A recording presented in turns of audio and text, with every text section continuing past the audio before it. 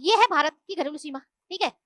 अब यहाँ पर ये एक प्रोफेसर साहब है, ठीक है, ये प्रोफेसर है भारत के नागरिक, ये है भारत के नागरिक, ये अमेरिका है, ये है आपका यूएसए, और ये यूएसए के किसी कॉलेज में जाकर पढ़ा रहे हैं, ये वहां कॉलेज में जाकर पढ़ा रहे हैं और पढ़ा के 1 लाख रुपया साल का महीने का कमा रहे हैं, ठीक है। इस 1 लाख रुपए को क्या भारत की जीडीपी में शामिल करेंगे? ये भारत के नागरिक है प्रोफेसर एक्स, भारत के नागरिक अमेरिका के किसी कॉलेज में जाके पढ़ा रहे हैं, वहां से 1 लाख रुपया महीना कमा रहे हैं, क्या इसको भारत की जीडीपी में शामिल करेंगे? जीडीपी में महत्वपूर्ण क्या होता है? घरेलू सीमा। इसने वहां जाकर पढ़ाया, उत्पादन किया, कहाँ की घरेलू सीमा में किया? अमेरिका में। तो एक बात याद रखनी है, जो उत्पादन जिस देश की घरेलू सीमा में आता है वो उसी देश की जीडीपी में शामिल होता है।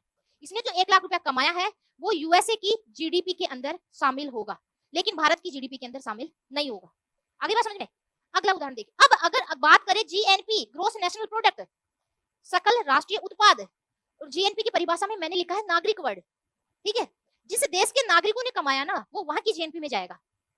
तो ये भारत का नागरिक था, इसने जाके अमेरिका में कमाया, तो जीडीपी तो अमेरिका में शामिल होगा, लेकिन जीएनपी जिस देश का नागरिक होगा ना वहां की जीएनपी में जाएगा। ये नागरिक कहाँ का था? भारत का, तो इसकी आय कहाँ की जीएनपी में आएगी? भारत की में, तो उसकी आय आएगी भारत की जीएनपी में, लेकिन जीडीपी कहाँ की होगी? क्या यूएसए की जीएनपी में आएगी उसकी आय? नहीं आएगी। जीएनपी, ग्रोस नेशनल प्रोडक्ट, सकल राष्ट्रीय उत्पाद,